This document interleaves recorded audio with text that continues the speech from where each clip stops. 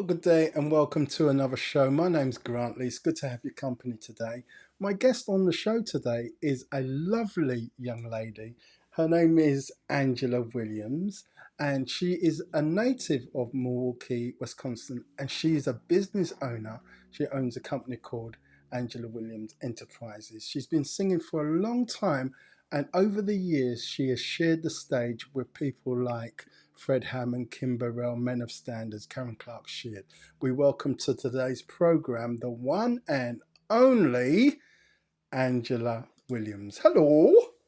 Hello, how are you? I'm blessed of God, and yourself? I am blessed and highly favored myself. Thank you. I'm glad to hear it. Now, Angelia, I know you've got a new single out, He Will, which we will hmm get to in the fullness of time. But as per usual, I like to share a little bit about who I'm speaking with our audience, just to give them some background and, so they can, hopefully relate to you as a person as well. So in my introduction, I mentioned that you are in Milwaukee. Was that where you were born? That wasn't where you were born, right? So I was born in Chicago, but I Mm-hmm. grew up in Milwaukee. I mean, I was very, very young, like months old when we moved to Milwaukee. So that is where I spent most of my life Okay. was in Milwaukee. All right. All right. And did you grow up? Did you grow up in church? Oh, most definitely. So in terms of singing, that's like a natural progress because most people that grow up in church and become hmm gospel artists is because of church. That's the reason, would you say? Most definitely. And my mother was a singer in church Is that as right? well. Yes, most definitely. So, music, and my mother and father sang, but my mother sang in the church, since my whole life. So there was always music playing in our house, and music was a huge part of our household. And what did you grow up listening to? Oh my goodness, it's so much. We listened to everything in our household. Really? So we grew up listening, oh yes, we grew up listening to the Jackson Five, Michael Jackson, Gladys Knight, James Brown, Shirley Caesar, James Cleveland, Wow. uh, Clay Evans out of Chicago. My mother used to be a part of a part of that choir. So and then, as time progressed, the Clark sisters, Commission, I mean, you name it, we listened to it. U2, Duran Wow. Duran. My goodness. Yeah, You crossed the pond as well, right? yes, So most definitely. you mentioned commission. So hmm I'm just thinking to myself, okay, so you grew up and you listened to commission, and then hmm all of a sudden, as if by magic, you end up singing with Fred Hammond. That must have been something. What was that like? You know what? I have been a part of groups that have opened for Fred Hammond like 3 or 4 times in my Yeah. life. And I to say that it is surreal to open for someone that you had the chance of watching, and I was a commission fanatic. I Me mean, too. everything was about commission, Yeah. when they were released. So it is rather surreal to have the opportunity to open um, for someone that is of that stature. Now, just looking back on some research, you've had singles. Tell us, how did you first get into the studio and become a recording artist? What was your first single? So my first single was actually a duet Okay. with the person that was my best friend at the time. She's still my best friend. This was in middle school, okay? And her father saw in both of us the ability to be recording artists. So he took us in the studio and we recorded, I believe, My Soul Has Been Anchored and I Won't Complain. That was quite a few years ago. And Okay. that was my first recording experience. And so throughout my teens and especially my 20s, I was always in the studio with people because not only do I love to sing, I don't have to sing lead all the time. I love background vocals. Okay. It's kind of unusual to hear Yeah. someone say that. Yeah. I love background vocals just as much as I love singing lead. there is something to background vocalists, especially the greats like Luther Vandross, etc. So there Definitely, is something to that. All right, definitely. um, you've singles ever recorded an album or an EP? In the gospel genre, no. He Will is my first single. Okay, interesting that you say it that way. Tell us, Well, to tell be us honest why. with you, I knew you were going there. Tell us why. So I did a few releases in the soul genre. Okay, Um, I did a release called Both Sides of Love and the redefinition of Angie, and and my last release that was in that genre was called Moods. So when I moved, so I was exclusively gospel most of my life, and then I moved to Nashville. And in Nashville, a lot of people sing everything, and and I love soul and R&B music, so I took a stab at it. Um, it is not my path. Now, this is what I'll say. I don't necessarily think that there is something wrong with a gospel artist also recording other types of music. Of course, I sing classically, I sing gospel, I sing R&B. I just love music. yeah, But as far as recording, it is just not my path. My path is to record gospel exclusively. and that's what you've done, and you've done it so well. Thank you. So, Angela Williams Enterprise. Mhm. How and when did that come about? So I was the voice studio of Angelia Williams for many years. Um, and when I pulled in the psychological aspect of my training that I do with my client base, Yeah, I needed to become a conglomerate. And the reason why is over here, I do exclusively vocal coaching. Over here, I do exclusively life coaching. And then I have some clients that marry that together. And if they're singers that does the best, they get the best results from what I've seen. And then I also am a recording artist, so that falls under Angelia Music. So you have the voice duo of Angelia Williams, Epiphany Coaching and Consulting Solutions, and then you have Angelia's Music. So the three of those make up Angelia Williams Enterprises.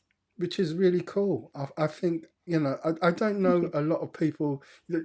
Most people that I know that teaches when it comes to vocals is just vocal training. Tell us the Hmm. reason why you decided to do it the way you do it. Sure. Because I saw a heavy need for it. Okay, A lot of singers deal with. I think the voice is a very intimate instrument because it's a part of your body, certainly is. versus playing another instrument. It's a little different experience. So a lot of vocalists deal with mental health issues, and when I say mental health, I don't necessarily mean this bucket of mental health where it's clinical. You have things like bipolar disorder, schizophrenia, multiple personality disorder, narcissism. That's over here. But then you have this other bucket of mental health, which is like battle the people that battle with self-efficacy, self-esteem, Yeah, confidence, anxiety. Music performance anxiety is a huge one. So at first, initially, I was going to pull in the clinical aspect of psychology, but I decided to stay in the bucket over here where you can be coached versus I have to send you to a clinician yeah. um, for those type of psychological issues. So, if someone comes to your studio and says that they deal with anxiety, well, you have to have an in-depth knowledge of what even anxiety is and the different things that anxiety stems from in order to service them. So that was what pushed me towards the psychological side of singing as well. It's brilliant because so often being in the industry that I'm in, I see a lot of new people coming through and they get booked to do stage performances, and you can tell that there's something missing. They've got the voice, Yes, most definitely got the definitely. voice, but Yes. stage presence, being relaxed, Hmm. confidence, that sort of thing. So Hmm. I guess you're kept busy, right? Yes. Yes. Yes, you would, and it's a lot of people that they may be able to put on a mask and present, and you would never know the issues that they deal with off stage. And so a lot of my clients have issues that they deal with even off stage that I coach them through. Okay, okay. hmm New single's been out for a little while now. Tell us exactly when was it released? It's called He Will. He Will was released September 25th. It is my first single. It was written by well, the executive producer is Rob Armour, and it was also written by Tyrone Taylor and Michael Perry. Um, Really incredible, incredible single. And I'm speaking about from the writing perspective. Yeah. Um, I can write a song, but there are some people that are just blessed with the pen, and that just was that was never my strongest point. So I admonish them for that. Yeah, they did well. They did well. Tell us what the song is about. It is about uh, the fact that God can do all. He will means that He will. It is a definite statement.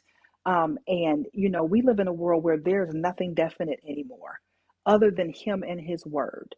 And so it's just a reminder to believers, and it is a teaching tool to those that may not believe as of yet who God is. It shines the light on His magnificence and His ability to do whatever you need Him to do.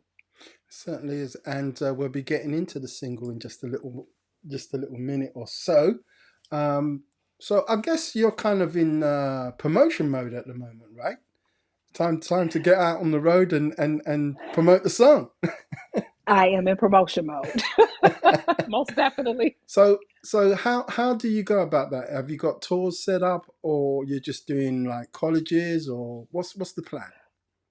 Well, I have a brilliant man called Uncle G, and he calls me and says, "Hey, we're going here," and I just go, "Okay." It's good to have someone behind you that's got the skills like Uncle G. Definitely. So yeah, what's the plans going forward? Is this going to be a track that you're going to let sit for a little while into next year? Because we're not far off the year ending.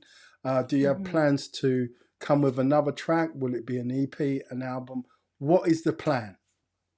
The plan is an EP. Ooh, However, however, However, the next single is already it's already ready. We're just, waiting for the right time to release it. okay, that sounds good to me. That sounds good to me. And you mentioned earlier that you've done a duet before. If you hmm could collaborate with anybody, literally, they're gonna say yes. hmm You just need to ask, who would that be? Okay. Oh my goodness. You know what? I would have to say Molly Music. Wow, my His goodness. level of distinct uniqueness is Yeah, just genius to me. it certainly is. It hmm certainly is. And from a female perspective, who would you love to sing alongside? A female, I would love to do a duet with, oh my goodness. Females, there's so many, There's so many, um, so many. so many incredible females. Um, sheesh. Oh, I would say Kiera Sheard. My goodness. Yeah, That's a good one. yeah, Kiera Sheard. Kiera still has that super young energy. She can, Yeah. yeah. I would love to do something with her. I recently watched her playing the part of her mother, the hmm Clark sisters movie. Yeah. hmm And my goodness. If you close your eyes, you can almost hear her mum, right? You can Yeah, hear Karen. You can hear Karen. definitely, But like from a definitely, young perspective, yeah. That's a good definitely. choice. hmm Interesting. Interesting. And in terms of production, um, because I like to get inside you and like get a feel. If you could have any producer produce for you, hmm is there anybody that you can think of who would produce an out like 2 or 3 tracks off your album that's going to come? Because there is so many great producers out there. There are. Um, I think I was so happy when Pharrell Williams did Oh something my gospel. gosh. Oh my gosh. I was so happy. I would love to work with him. He brings the bass that I love. I grew up in we'll just say a not so nice neighborhood where you just heard music all the time from everybody's car. And so I'm kind that of that person. that bass line. Yeah, I'm kind of that person. So I would That love to do sub something with Pharrell. frequency. Yes, Pharrell definitely. Williams. That's brilliant. And another Williams as well, right? Another Williams as Oh my well. gosh. Did you ever wonder if you're related? No, because Williams is my husband's Oh name. right, okay. So he could be related to hubby. Yeah, You never know. yeah. You never Hey, know. that would be great too. My goodness, imagine. You you never know. you just never know, do you? You You never never know. know. Listen, it's been nice talking to you. I look forward to the EP that's coming and your next single. I really do. Thank you. And if Thank anybody you. wants to reach out to you, because you never know who's watching the show. Maybe someone Sure. wants to bring you over to the UK. Can Sure. you can you share your social networks with us? Definitely. First of all, thank you so much for having me. I would love to come to the UK, by the way. So if someone wanted to get in contact with me, my Instagram and my TikTok is Dr. Angelia Williams. On Facebook, I am Angelia Williams or Angelia Williams Enterprises. I have 2 Facebook accounts. And on Threads, I am Angelia Williams, Okay, and Twitter, Angelia Williams. sounds good to me. Now, if somebody wanted to take you up on the classes that you teach and everything like that, I'm sure it won't be a problem for you to do like hmm online. Would you be able hmm to do stuff like that as well? Oh, most definitely. I see clients all over the in the English speaking countries. Most definitely. They would just have to reach out to me. I have a website, it's Angelia Music, and music is spelled with a Z.com. Or they can reach out to me. People reach out to me on my social media platforms all the time as well. That sounds really good. Thank you for being our guest today. Thank you, Grantley, for having me. It was a pleasure. But there you go. My guest on the program today was Angela Williams. And if you liked what you saw today, please consider subscribing to the channel if you haven't done so already. Leave a comment and please join me on the next one. Until then, take care.